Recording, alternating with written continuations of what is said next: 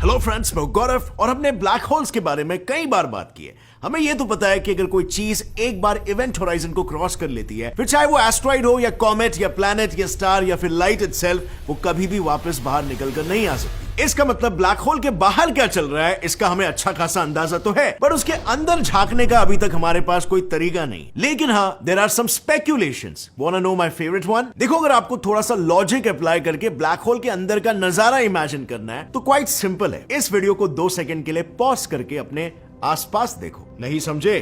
Well, according to this theory, हमारा पूरा universe एक ब्लैक होल के अंदर है। विश्वास नहीं हो रहा है, राइट? वेल, ये पेपर देखिए। 2014 में पब्लिश किए हुए इस पेपर में अमेरिकन साइंटिस्ट निकोडेम जे पोप्लोस्की ने ये साफ साफ कहा है कि हमारा यूनिवर्स भी किसी ब्लैक होल के अंदर ही है। I know this is a crazy allegation, right? तो let's find out the truth behind this. चलिए शुरू करते हैं एक बेसिक फैक्ट से कि एक ब्लैक होल फॉर्म कैसे होता है। आई नो मैंने पहले भी बहुत बार इसके बारे में बताया है, but still let's do a small revision. Her star के कोर के अंदर हर पल काइंड ऑफ एक टग ऑफ वॉर सा सिचुएशन क्रिएट हो रहा होता है between nuclear fusion and gravity. Basically star के कोर में क्या हो रहा होता है? न्यूक्लियर फ्यूजन रिएक्शंस, और न्यूक्लियर फ्यूजन रिएक्शन से निकलती एनर्जी स्टार के ऊपरी लेयर्स को ग्रेविटी से अपने अंदर कोलैप्स होने से रोकती है। और जैसे ही फ्यूजन का फ्यूल खत्म होने लगता है, ग्रेविटी के इनवर्ड फोर्स से लड़ने के लिए कोई न्यूक्लियर एनर्जी बचती ही नहीं है। और अगर स्टार काफी ज्यादा मैसिव हो तो इसका पूरा का पूरा मास अपने आप में ही कोलैप्स, यानी कि अपने आप में ही इम्प्लोड हो जाता है और वो स्टार बन जाता है,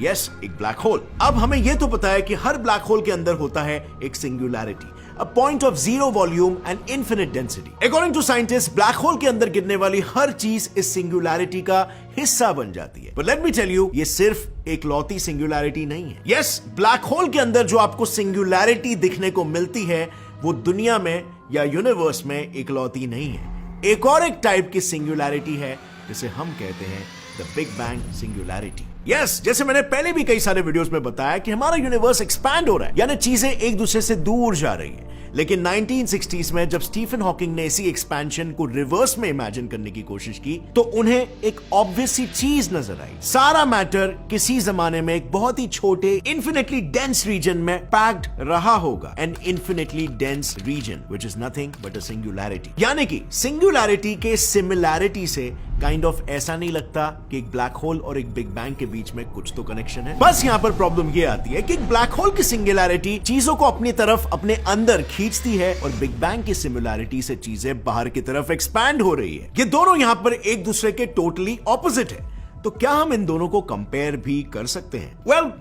डायरेक्टली नहीं, लेकिन एक और सेलेस्टियल ऑब्जेक्ट भी है जो इस प्रॉब्लम को सॉल्व कर सकता है, अ व्हाइट होल। एक ब्लैक होल का completely opposite twin white hole चीजों को बाहर की तरफ फेंकता है। और अगर किसी एक चीज को एक व्हाइट होल के अंदर एंटर करना हो तो उसे लाइट की स्पीड से भी ज्यादा फास्ट ट्रैवल करना पड़ेगा, which is again not possible. And interestingly, white holes के भी मैथमेटिकल मॉडल्स में ये चीज सामने आई है कि व्हाइट होल्स में भी एक सिंगुलैरिटी मौजूद होती है। तो क्या हमारा यूनिवर्स भी किसी ऐसे ही एक व्हाइट होल की सिंगुलैरिटी से फॉर्म हुआ है? अगर हां, तो इस पूरे यूनिवर्स को बनाने जितना मैटर आखिर आया कहां से इस व्हाइट होल के अंदर? वेल, कुछ थियरीज के अनुसार ब्लैक होल्स और व्हाइट होल्स एक्चुअली में कनेक्टेड होते हैं, और ये कनेक्शन उनका होता है पॉइंट ऑफ सिंगुलैरिटी से। Yes, they both share the same singularity. यानी कि जो सिंगुलैरिटी एक ब्लैक होल में चीजों को अंदर की तरफ खींचती है, वही सिंगुलैरिटी एक व्हाइट होल में चीजों को बाहर की तरफ पुश करती है। यानी कि ये पॉसिबल है कि ब्लैक होल में गिरे सारे मैटर से एक नया यूनिवर्स बन सकता है।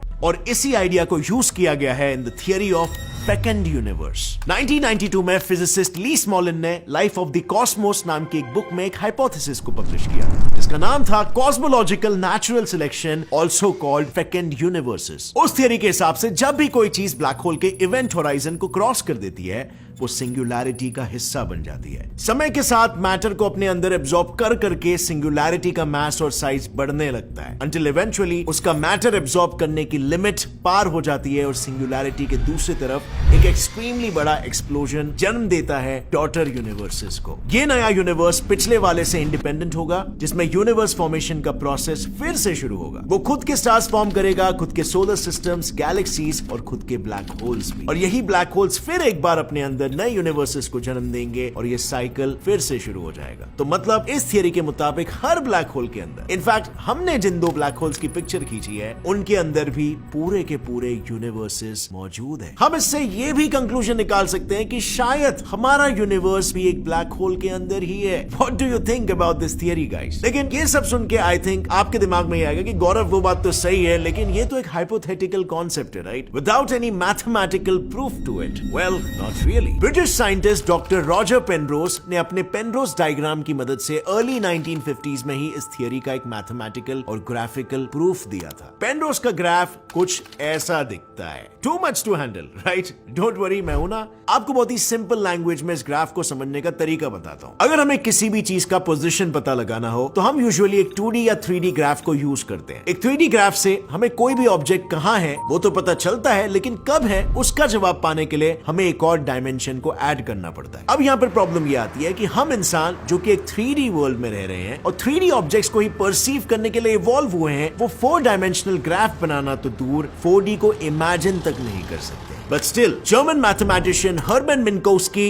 स्पेस और टाइम को 2D ग्राफ में कन्वर्ट करने में कामयाब रहे। इन ग्राफ्स को आज हम मिन्कोव्स्की डायग्राम्स कहते हैं। इसके लिए उन्होंने बेसिकली ये किया कि स्पेस के तीनों डायमेंशंस को कंबाइन करके एक्स एक्सिस पर लेकर आए और वाई एक्सिस पे टाइम को रखा। अब अगर मैं अपने आप को इस ग्राफ पर बनाने की कोशिश करूं तो फिलहाल मैं यहाँ पर एक ही जगह पर बैठा हूँ, यानी मेरा पोजीशन तो चेंज नहीं हो रहा, लेकिन फिर भी टाइम तो आगे बढ़ रहा है 1 सेकेंड पर सेकेंड। तो इस ग्राफ में मेरा पैथ कुछ ऐसे दिखाई देगा। अब चलो इसमें थोड़ी स्पीड को ऐड करते हैं। मेरी स्पीड जितनी ज्यादा तेज होगी, मेरा पोजीशन उतने ही तेजी से चेंज होगा और टाइम एक्सिस से मेरा एंगल उतना ही बढ़ते जाएगा। मिन्कोव्स्की ने इस ग्राफ के एक्सिस को कुछ इस तरह से स्केल किया है कि लाइट का पैथ इसमें एक 45 डिग्री जितना एंगल बनाएगा। और यूनिवर्स के रूल्स के हिसाब से कोई भी चीज लाइट से फास्ट ट्रैवल नहीं कर सकती, यानी यूनिवर्स की बाकी सभी चीजों का पैथ इस 90 डिग्रीज के ट्रायंगुलर रीजन में ही रहेगा। बेसिकली कहने का मतलब इतने ही रीजन में हम ट्रैवल कर सकते हैं या से इतने ही रीजन को हम परसीव कर सकते हैं, और बस ऐसा ही एक रीजन हम ऑपोजिट डायरेक्शन में भी बना सकते हैं। इससे ऊपर वाला ट्रायंगल है हमारा फ्यूचर और नीचे वाला कोन है हमारा पास्ट। इन ट्रायंगुलर रीजन्स को अगर 3D में इमेजिन करें तो हमें मिलता है एक कोन, और इसीलिए इन रीजन्स को लाइट कोन्स कहते हैं। इन लाइट कोन्स के वॉल्स के बाहर ना हम ट्रैवल कर सकते हैं और ना ही कोई चीज इन वॉल्स के अंदर आ सकती है, क्योंकि दोनों के लिए ही हमें लाइट की स्पीड से भी ज्यादा फास्ट ट्रैवल करना पड़ेगा, which is obviously not possible. So जितना एरिया अपर कोन के अंडर आ रहा है, बेसिकली हमारा future is the observable universe, और जितना हिस्सा हम पास्ट में परसीव कर सकते हैं वो है यूनिवर्स का कॉस्मिक माइक्रोवेव बैकग्राउंड रेडिएशन। तो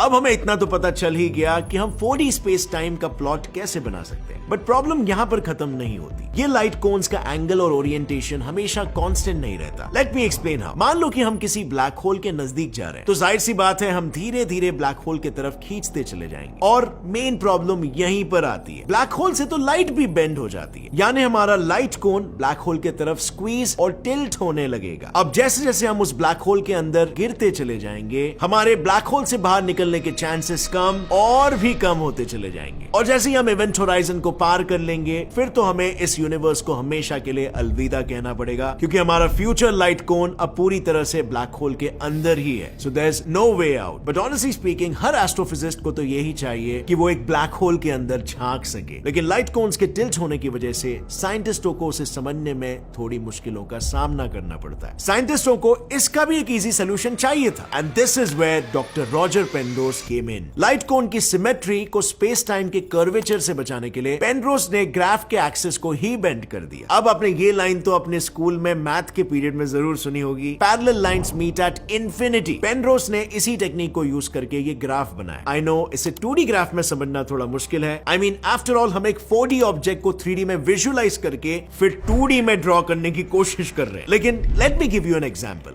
इमेजिन आपके पास एक बॉल है जिस पर एक चेस बोर्ड जैसा डिजाइन बना हुआ है, उसमें से हर स्क्वायर का एरिया एक दूसरे से इक्वल है, लेकिन जब हम उस बॉल को सीधा चेहरे के सामने रखकर देखते हैं, हमें दिखता है कि सामने के स्क्वायर्स बड़े हैं और एजेस पर ये स्क्वायर्स छोटे होते जा रहे हैं। बस ये ग्राफ भी कुछ इसी तरह काम करता है। ग्राफ के बैकग्राउंड को ही बेंड करके पेनरोज ने लाइट कोन्स के स्ट्रक्चर को फिक्स कर दिया, यानी उन्हें अब और भी आसानी से समझा जा सकता था। और अपने इसी डायग्राम की मदद से पेनरोज ने यह मैथमेटिकली प्रूव कर दिया कि हाँ, एक ब्लैक होल के अंदर वाकई में एक पूरा का पूरा यूनिवर्स मौजूद हो सकता है, एंड नॉट जस्ट दैट, एक पूरा मल्टीवर्स भी। Mind blowing right?